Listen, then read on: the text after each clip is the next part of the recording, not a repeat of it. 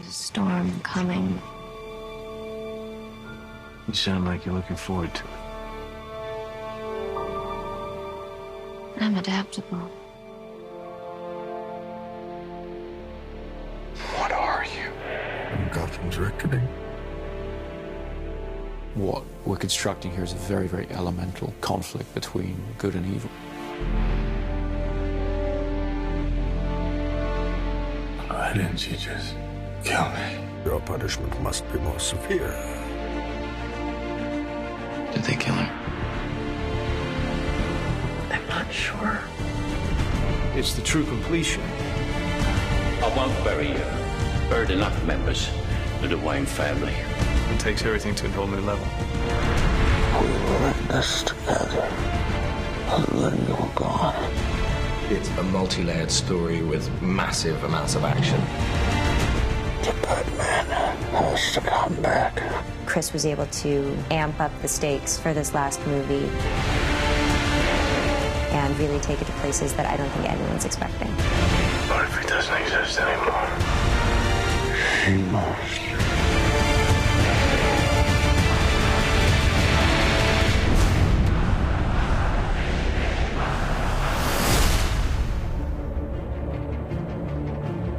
At the beginning of The Dark Knight Rises, we find a Bruce Wayne who's been damaged by his experiences as Batman. You are as precious to me as you were to your own mother and father. I swore to them that I would protect you, and I haven't. How much longer can he allow this pain to control what he does with his life? Alfred feels that it's his duty to help him find a way to put it behind him. You're not Batman anymore. It's about 8 years that Batman has been missing. And we've gotten to see what Gotham has become. Everything seems fine on the surface, but it's all built on this lie. I am the main sort of facilitator of that. It's a secret, I think, that's eaten away at him.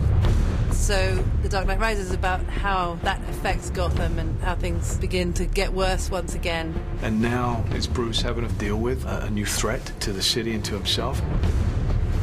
The choice has to be made. Is Batman going to return? It's the true test of a hero. Confronted with their darkest fears, being taken all the way to the edge.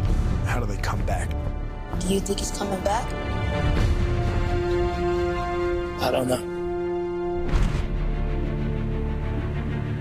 In The Dark Knight Rises, We have an incredible ensemble that we've put together. I remember seeing Christian in the makeup chair.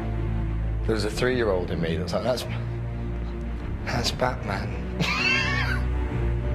It never stops giving me goosebumps. I'm standing in the suit where you walk down the steps and everyone just stops. I really wanted to see Batman meet his match. There's a new kid in town. This is the first time that Batman has come across anybody who is superior physically. Mr. Wayne. Wayne's not ready to be reasoned with. But Gotham is ashes. You have my permission to die. Some people want to watch the world burn, but Wayne's come to pull the pin on the grenade.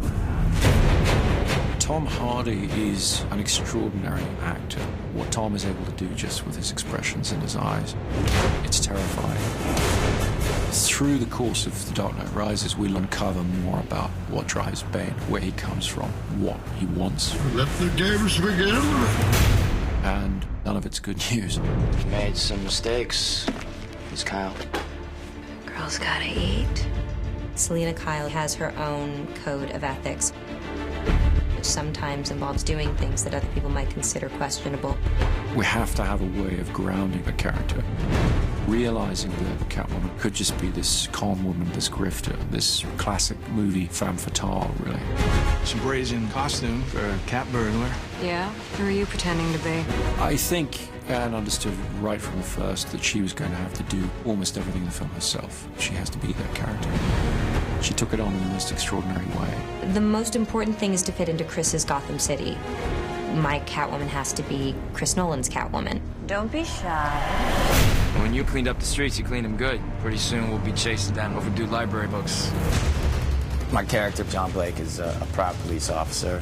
And in the midst of, I think, a lot of cynicism, he remains really idealistic and someone who really believes in what he does. We have a new character played by Marion Cotillard, Miranda Tate, a member of the Wayne Enterprises board, and she's trying to pull him out of his shell and get him back into the world. Don't worry, Master Wayne. Takes a little time to get back in the swing of things. Alfred, as played by Michael Caine, has always been the emotional heart of these movies. You know what Alfred is? He is us in this incredible world. He's not tough like all the others.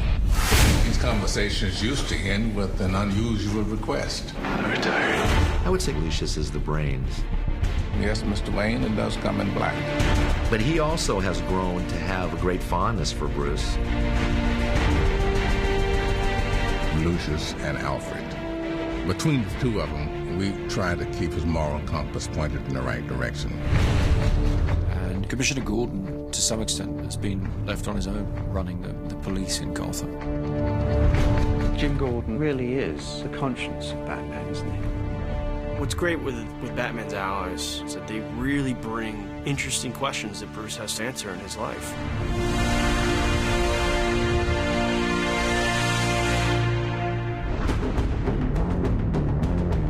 Chris has always had such a strong sense of spectacle, with this good human story to it as well.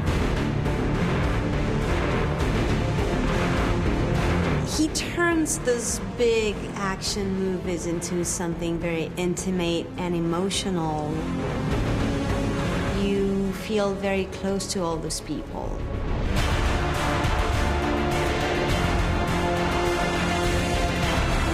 In every movie that Chris has made on the Dark Knight trilogy, he's been able to keep to great filmmaking in terms of the great characters and the great character arcs.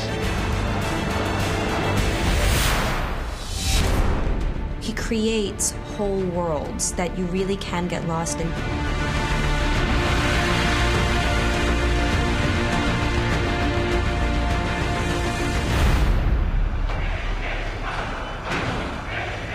What does that mean?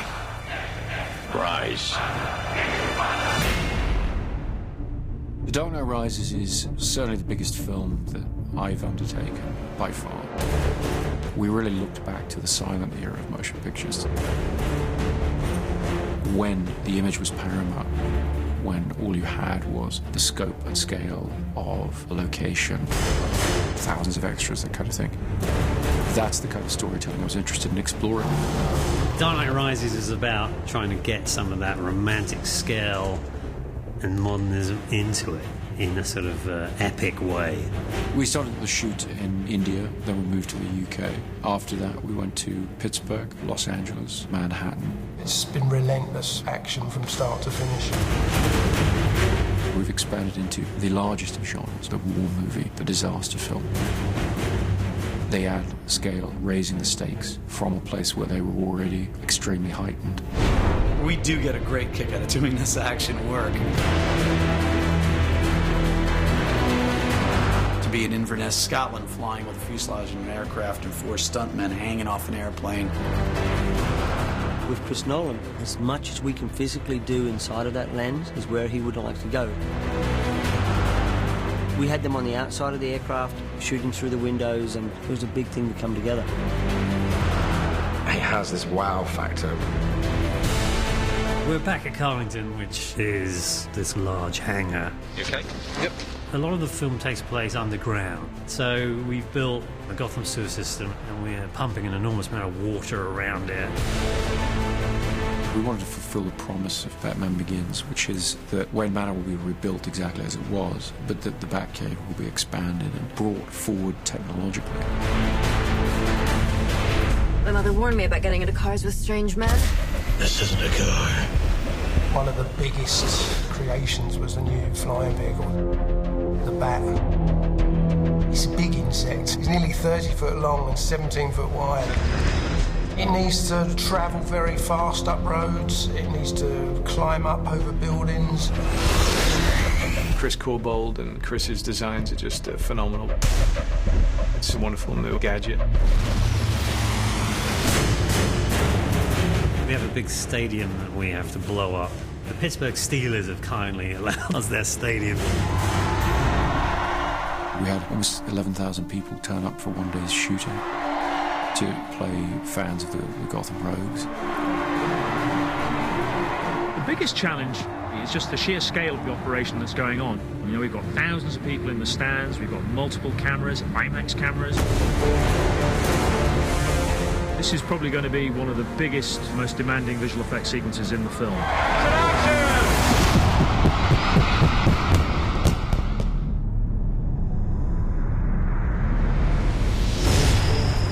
To up the scale of the city, and there's only one place that you can do that, and that's New York.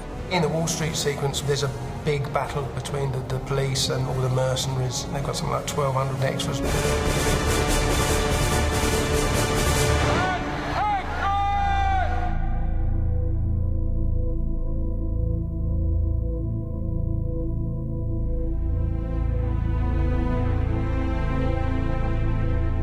Chris really did want to shoot everything as real as possible, so there's no visual effects enhancing the amount of people that are in that scene.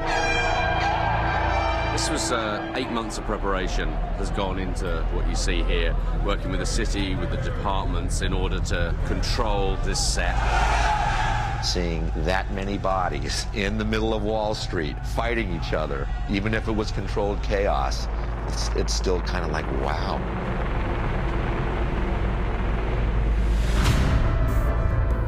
People of Gotham, we have not abandoned you. What does that mean?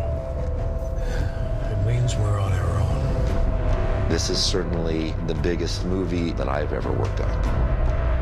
But then emotionally, it feels like something that a lot of people can tap into. It's wonderful. It kind of brings things full circle. You see only one end to your journey. Sometimes a man rises from the darkness. Every great story deserves a great ending, and we've really tried to be true to that. The Dark Knight Rises is our attempt to give that great story its great ending.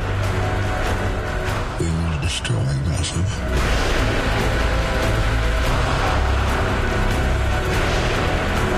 What now? You don't owe these people anymore. You've given them everything.